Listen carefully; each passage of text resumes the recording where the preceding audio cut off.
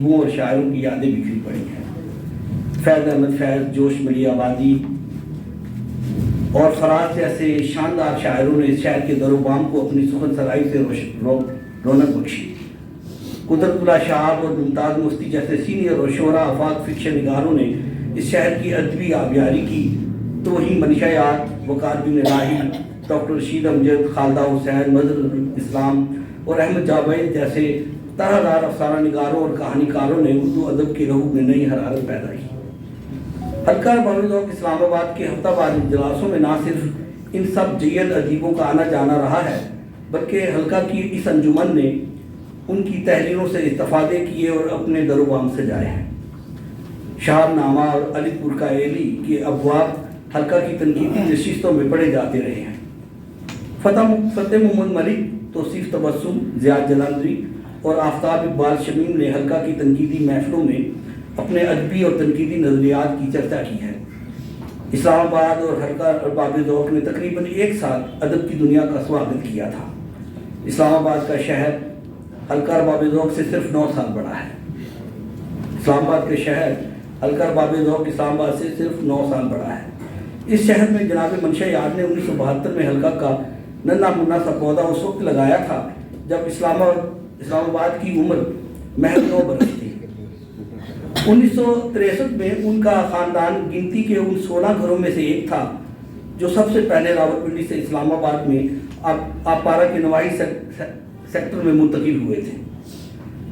یوں وہ اس شہر کے سب سے پہلے ادیب بھی تھے جو اسلام آباد میں وارد ہوئے۔ ایک نوزائیدہ شہر جو اس وقت کسی ویرانے سے کم نہ تھا، شام ہوتے ہی سناٹے اور اندھیرے کی آماجگاہ بن جاتا۔ زندگی، روشنی، ہنگامے اور چہل پہل چند میلوں کے فاصلے پر صرف راولپنڈی میں موجود تھی۔ منشا یاد ادیبوں اور ادبی حلقوں کی تلاش میں اکثر شامیں گزارنے راولپنڈی جاتے تھے۔ ان دنوں کی خوبصورت روداد اور واقعات انہوں نے اپنی خود نوشت بزم جہان افسانہ ہے میں تفصیل سے لکھ دی ہے۔ اس زمانے میں اسلام آباد کا جاڑا اور سردیوں کی یکبستہ شامیں کسی قیامت سے کم نہ تھیں۔ منشا یاد اپنے اسکوٹر کے سامنے اونچی ونڈ سکرین لگا کر جوڑواں شہروں کے درمیان آتے جاتے رہتے تھے۔ جیسے جیسے یہ شہر آباد ہوتا گیا، سیاست، ادب اور ثقافت اس شہر کا حصہ بنتی چلی گئی۔ ملک بھر سے ہجرت کر کے آنے والوں کا تانتا بن گیا۔ ادیب آنے لگے، ادبی محفلوں کی طرح پڑھنے لگی۔ مگر جب 1972 میں حلقہ ارباب ذوق کا قیام عمل میں آیا، اس شہر کی ادبی دنیا میں ہر طرف ویرانی کا ڈیرا تھا۔ اسلام آباد میں حلقہ سے پہلے منشا یاد لکھنے والوں کی انجمن کے اجلاس بھی سال بھر کرواتے رہے، جس کے لیے وہ ادیبوں کو گھر سے لانے کی بہت جتن کر چکے تھے۔ انہوں نے حلقہ کے قیام کے لیے سب سے پہلے اپنے افسانہ نگار دوست جناب وقار بن الہی سے مشورہ کیا، جو آج محفل میں موجود ہوتے تو وہ انہیں کے لیے میں نے لکھا تھا۔ وقار بن الہی نے ان سے مکمل تعاون کیا۔ راولپنڈی حلقہ کے سیکرٹری منصور کیسر نے بھی منشا یاد کو اپنے مکمل تعاون کی یقین دہانی کروائی۔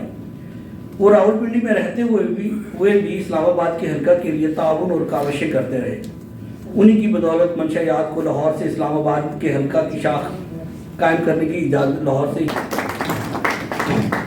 بہت شکریہ جناب افتخار علیہ صاحب، دیگر مہمان کرام۔ آج بیت وقت بہت خوشی کا دن ہے اور تھوڑی سی اداسی بھی ہے کہ ہم منشا یاد کو اپنے ساتھ نہیں دیکھ رہے۔ تو سب سے پہلے تو منشا یاد کے لیے اپلیز اور تالیاں۔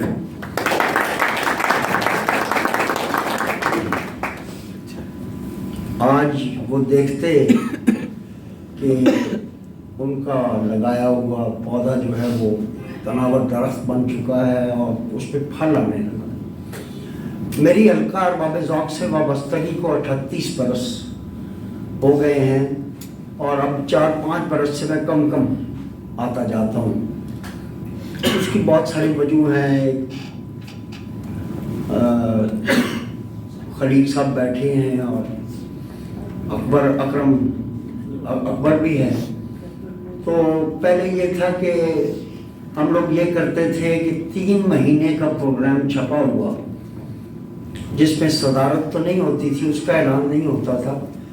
3 مہینے کا پروگرام چھپا ہوا ہم پیش کیا کرتے تھے اور اس میں ایک کمٹمنٹ تھی کہ جن لوگوں کے نام لکھے ہیں وہ ضرور آئیں گے، اور اگر خدا نخواستہ ان میں سے کوئی نہیں آتا تھا تو محفوظات میں جو سیکرٹری کے پاس جمع ہو جاتی تھیں ان لوگوں کی محفوظات جن کو حلقے میں کم موقع ملتا تھا ان میں سے کسی کی چیز تنقید کے لیے رکھ دی جاتی تھی۔ تو منشا یاد کے لیے تو مجھے وہ یاد آ رہا ہے کہ اے مردہ دل آرائش مرکت چی تمناس نامے تو ہما بہ کے لبے گور نگیرت بلے شاہ سمرنا نائی گور پیا کوئی ہو۔ تو منشا کے لیے تو یہ یاد آ رہا ہے۔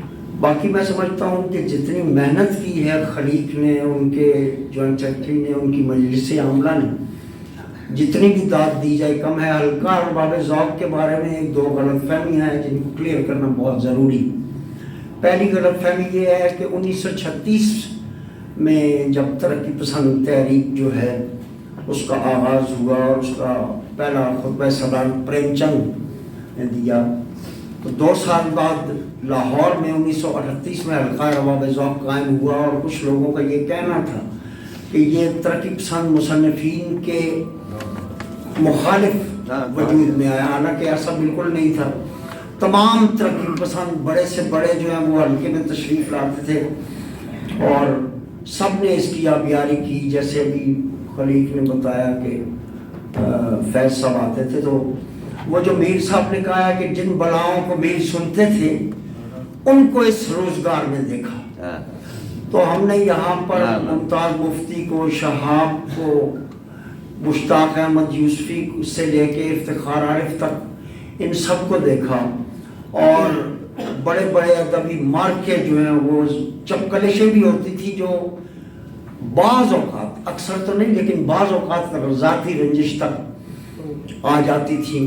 وہ بھی ایک یادگار حصہ ہے زندگی کا کہ وہ جو مولانا نے کہا ہے کہ وہ بھی کوئی انسان ہے جس کا کوئی دشمن نہیں۔ تو حلقہ باب ذوق ایک ایسی درسگاہ ہے جس نے ادیبوں کی پنیری ہر دور میں تیار کی، اور ہم تو حلقہ باب ذوق میں مجھے ڈاکٹر احسان اکبر صاحب پہلی مرتبہ 85 یا 86 میں لے کے گئے تھے حلقہ باب ذوق میں، جب میں فرسٹ ایئر کا طالب علم تھا، اور ٹھیک 1 مہینے بعد انہوں نے راولپنڈی حلقہ باب ذوق کا جوائنٹ سیکریٹری مجھے بنا دیا، اور میں نے 7.5 برس ان کے ساتھ، رشید نثار کے ساتھ، زمان ملک کے ساتھ میں جوائنٹ سیکریٹری رہا ہوں، اور حلقہ باب ذوق کا اسلام آباد کا 6 ماہ کے لیے سیکریٹری بھی رہا ہوں۔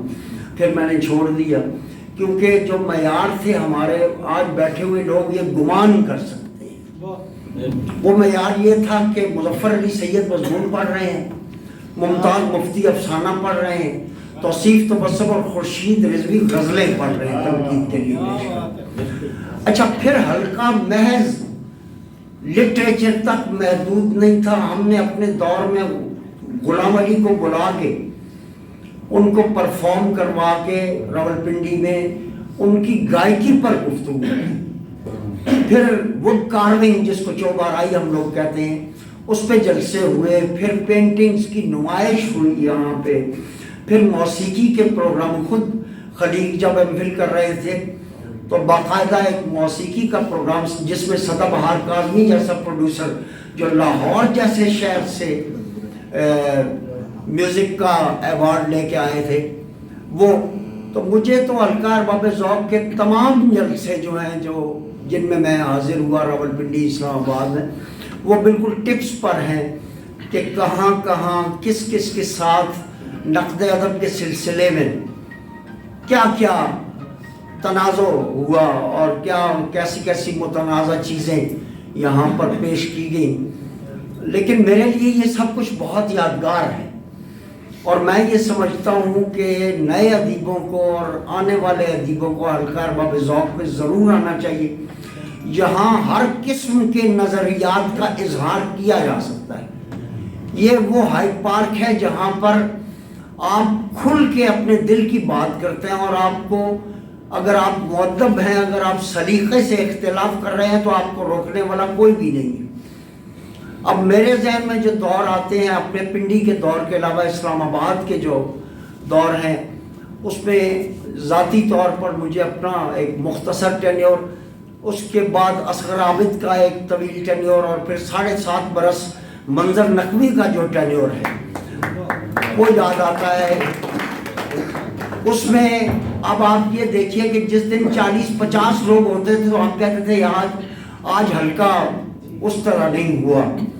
40-50 لوگوں کی موجودگی میں کم از کم 80-90-100 بعض جلسے تو ایسے تھے جو جناب افتخار عارف تشریف رکھتے ہیں، وہ ہمیں ان سے اجازت لے کے اسی ہال میں کرنا پڑے کیونکہ نیچے گنجائش نہیں تھی حلقے کی، اور خود کئی پروگرام اکادمی ادبیات کے تعاون سے مثال کے طور پہ پروگرام وہ اچھا۔ پھر حلقہ ارباب ذوق کی طرف سے مجھے بہت اچھی طرح یاد ہے جب اقبال احمد کے چیلم پہ نوم چومسکی آئے تھے تو I was the only person to interview the man، تو 10 منٹ کا انٹرویو ان کا میں نے کیا تھا جو اوصاف میں چھپا بھی تھا۔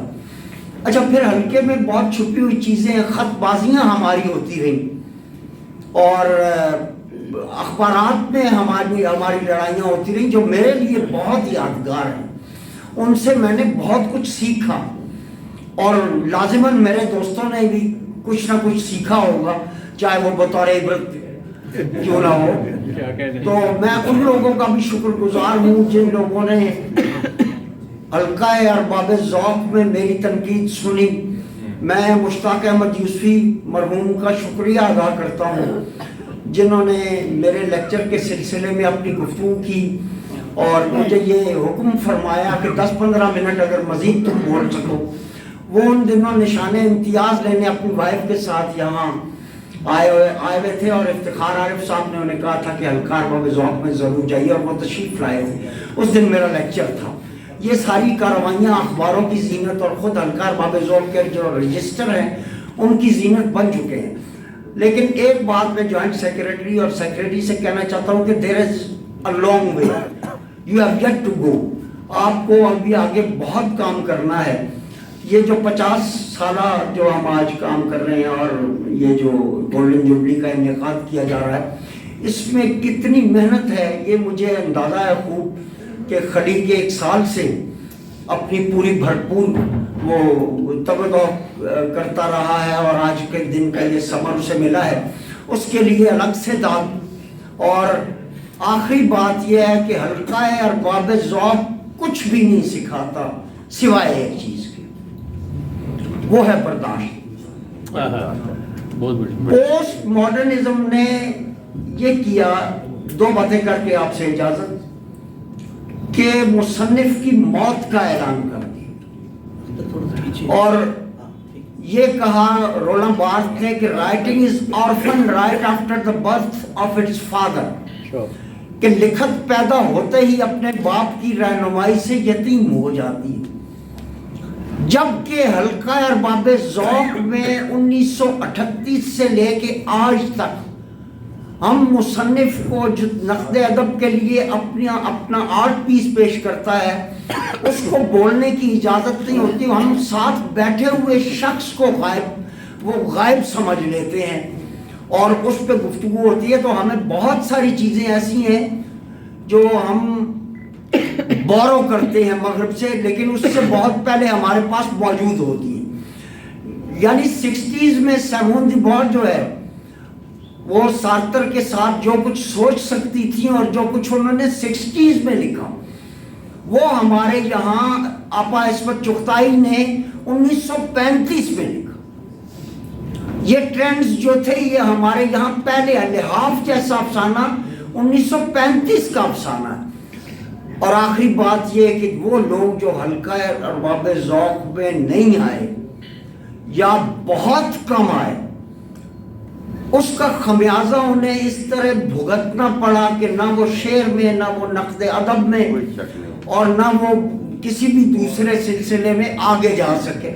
حلقہ ارباب ذوق ہمارا الما میٹر ہے، اور اس سے ہم نے، میں اپنے استاد گرامی ڈاکٹر احسان اکبر کا بے حد ممنون ہوں جو آج اپنی عدالت کے باعث ابھی تک تشریف نہیں لائے، کہ انہوں نے ہمیشہ، افتخار عارف صاحب نے हल्का अरबाब ज़ौक़ ने मुझे मुज़फ़्फ़र अली सैयद दिया, हल्का अरबाब ज़ौक़ ने मुझे ज़िया जलंधरी दिया, हल्का अरबाब ज़ौक़ ने मुझे मुमताज़ मुफ्ती दिया, हल्का अरबाब ज़ौक़ ने मुझे शहाब दिया, हल्का अरबाब ज़ौक़ ने मुझे इफ्तिखार आरिफ दिया।